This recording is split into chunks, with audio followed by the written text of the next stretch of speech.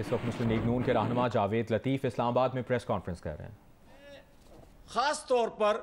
18 سے 25 سال کی عمر کے نوجوانوں کی خدمت میں یہ گزارش کرنا چاہتا ہوں کہ آپ کے بڑوں کو تو علم ہے، شاید آپ کو اس چیز کا علم نہیں کہ جو پاکستان بنانے والے ہیں ان کو غدار کہا گیا، مادر ملت کی میں بات کر رہا ہوں، جنہوں نے پاکستان کے دفاع کو ناقابل تسخیر بنانے کی بنیاد رکھی، اس ذوالفقار بھٹو کو اس کے بدلے پھانسی پہ لٹکایا گیا۔ میں آج 18 سے 20 سال 25 سال کے نوجوانوں کی خدمت میں گزارش کر رہا ہوں کہ آپ کو علم نہیں ہوگا کہ جب نواز شریف نے تمام دھمکیوں کے باوجود پاکستان کے دفاع کو ناقابل تسخیر بنا دیا تو اس کے بدلے اس کو ہائی جیکر بنایا گیا تھا۔ آپ کے علم میں یہ بات لانا چاہتا ہوں کہ نواز شریف نے پاکستان کو سی پیک دیا اور اس کے بدلے اسے تاحیات نااہل کر دیا گیا۔ سازش کب ہوتی ہے؟ یہ ہیں وہ سازشیں۔ یہ سازش نہیں ہے کہ جناب جب 3 ماہ پہلے ہم کہہ رہے تھے کہ اسی سال الیکشن کروائے جائیں تو کہا جاتا تھا ستمبر 2022 میں الیکشن کسی طور ممکن نہیں ہے، اور آج جب عمران خان حکومت میں نہیں ہے تو آج کہتے ہیں ستمبر 2022 سے پہلے ہر صورت الیکشن ہونے چاہیے۔ یہ کیا منطق ہے؟ یہ کسی کو بیوقوف بنایا جا سکتا ہے؟ یہ قوم کیا اتنی گئی گزری قوم ہے کہ اس کو 4 ماہ پہلے کی باتیں بھول جائیں؟ اور آج اداروں میں بیٹھے کچھ لوگ اگر آج بھی اپنی خواہشات کی تکمیل کے لیے جو اسائنمنٹ اسے دیے ہوئے ہیں، اس سے پاکستان کے اندر خون ریزی کا اندیشہ بڑھ رہا ہے، اور اگر کوئی یہ سمجھتا ہے کہ اداروں کو آپ دباؤ میں گالی گلوچ سے لائیں گے تو میں 18 سے 25 سال کے نوجوانوں کو یہ بھی پوچھتا ہوں کہ اپنے بڑوں سے پوچھو، جو الزام مسلم لیگ نون پر لگا کہ اس نے سپریم کورٹ پر حملہ کیا تھا، تو یہ بات تھی کہ کچھ لوگ جو احتجاج کر رہے تھے بغیر اجازت سپریم کورٹ کی عمارت میں داخل ہوئے تھے، اور ان پر مقدمہ سپریم کورٹ پر حملہ کرنے کا ادارے کی جانب سے لگا تھا، FIR ہوئی تھی۔ اور 2 دن پہلے رات کے جس پہر سپریم کورٹ کی دیواریں پھلانگی گئیں، سپریم کورٹ کے دروازے کو توڑا گیا، اس کو کوئی سپریم کورٹ کے لیے کوئی پھول لے کے گیا تھا، اس کو حملہ اگر نہیں کوئی کہے گا، اس کو کہے گا کہ اپنے جذبات کا اظہار کیا جا رہا ہے، تو پھر یہ کہنا پڑے گا کہ اس وقت جو الزام مسلم لیگ نون پر لگایا گیا تھا کہ اس نے سپریم کورٹ پر حملہ کیا تھا، آج قوم سے معذرت کرنا ہوگی۔ جس طرح کہا گیا تھا الیکشن سے پہلے کہ نواز شریف نے اتنا پاکستان کا بجٹ نہیں ہے جتنا پیسہ انڈیا کے اکاؤنٹ میں نواز شریف پر الزام لگا دیا گیا کہ اس نے ٹرانسفر کیا، آج تک اس کی معافی نہیں مانگی گئی۔ قومی لیڈرشپ کو، قومی جماعتوں کو ایک منصوبہ سے، ایک منصوبہ بندی سے پہلے کمزور کیا جاتا ہے، جس طرح آج صرف مسلم لیگ کی جو ایک قومی حکومت کی شکل میں آج حکومت ہے، ان کو جس طرح روڑے اٹکائے جا رہے ہیں، صرف ان کو حکومت سے ہٹانا الیکشن کا مقصد خالی نہیں ہے. مقصد یہ ہے جو میں نے عرض کیا، ستمبر بڑا ضروری ہے اور یہ زبان عام ہے یہ بات. اور اس کے بعد بڑا ضروری ہے وہ بھی لوگ شامل ہو گئے ہیں اس میں جو کہتے ہیں کہ ملک کے اندر ایسی ٹیکنوکریٹ کی حکومت ہونی چاہیے جو پاکستان تو کیا دنیا میں مالیاتی اداروں کے ملازم ہیں، نام کے پاکستانی ہیں، ان پر مشتمل پاکستان میں حکومت بنے.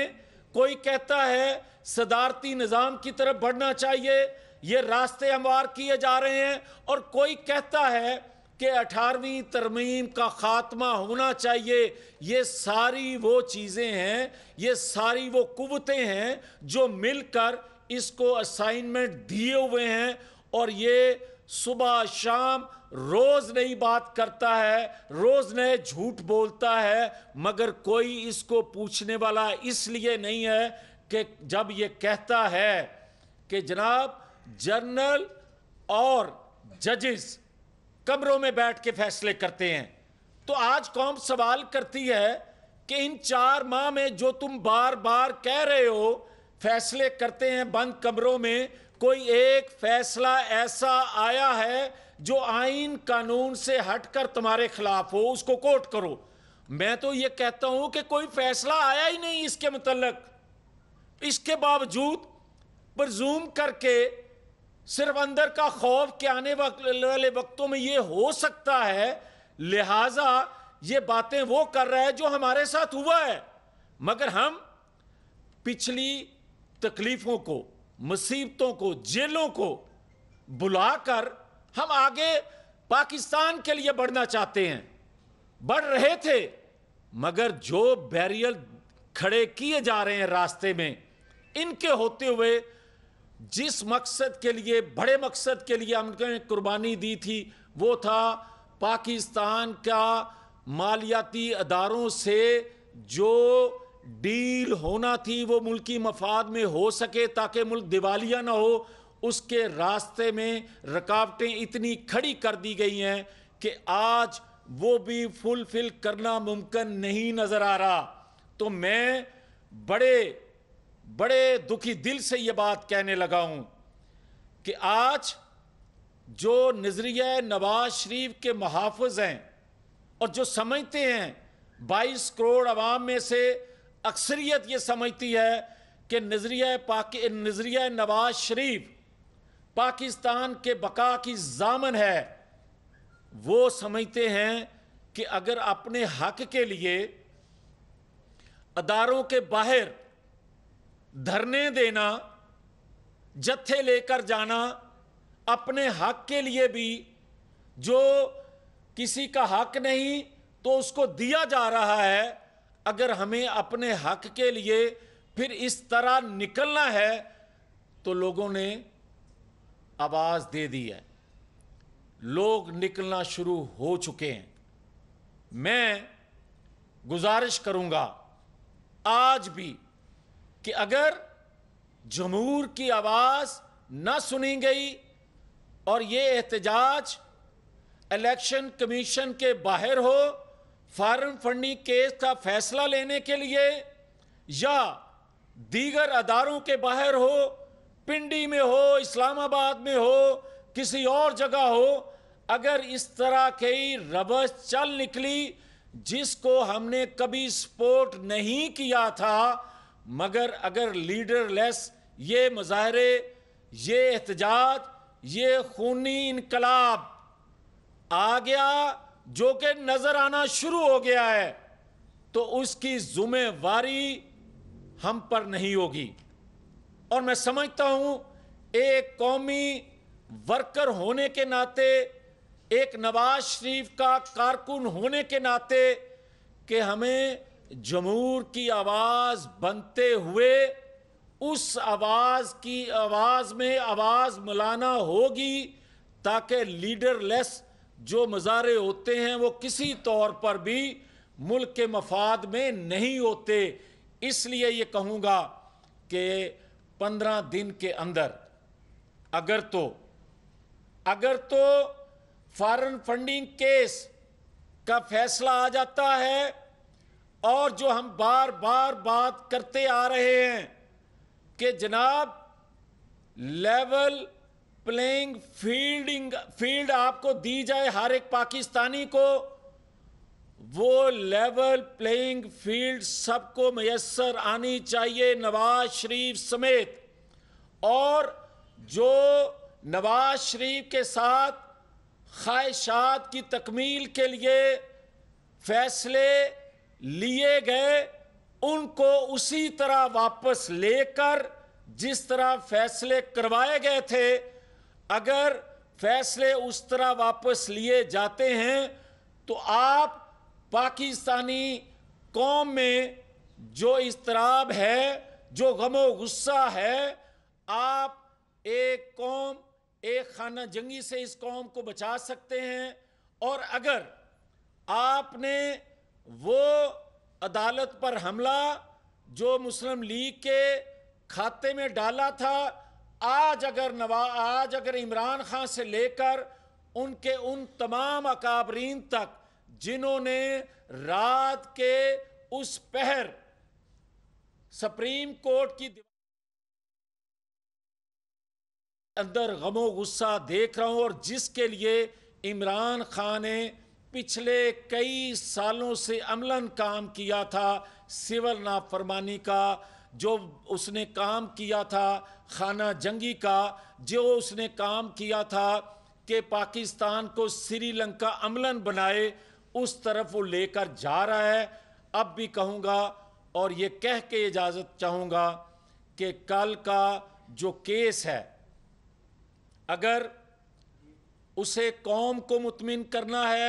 आइन कानून के मुताबिक चलना है, इंसाफ सब के लिए होना चाहिए, तो फुल कोर्ट जो है वो कल का केस सुने। सुप्रीम कोर्ट बार का जो पेंडिंग केस है उसको सुना जाए, नवाज शरीफ की अपीलों को एक साथ सुना जाए कल। और अगर इमरान आज बात करता है तो सुबह उसका केस लग जाता है, मगर सालों पुराने केसेस जो हैं फॉरेन फंडिंग केस समेत, नवाज शरीफ की अपीलों समेत, वो नहीं सुने जाएंगे तो ये कौम क्या समझे, किधर जाए। तो फिर तमाम तर ज़िम्मेवारी खराबी की जो पॉलिसी साज हैं उन पर आयद होगी। मियां साहब ये बता दें कि नजरिया नवाज शरीफ क्या था? एटलस के बहाने बाहर जाना, हुकूमतें तब्दील करना, सिंध हाउस और जो कुछ ये हुआ, क्या ये नजरिया नवाज शरीफ था? या आप समझते हैं कि एक हफ्ता कबल आप सुप्रीम कोर्ट की तारीफें कर रहे थे और आज उसी सुप्रीम कोर्ट के ऊपर तनकीद, क्या ये नजरिया नवाज शरीफ है? देखें,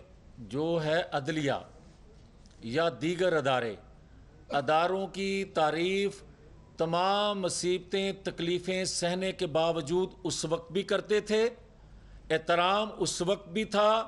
एहतराम एज़ अदारा आज भी है। मगर फैसलों पर पूरी दुनिया में आप इख्तलाफ कर सकते हैं, हम भी कर रहे हैं। और जहाँ तक आपका ये कहना है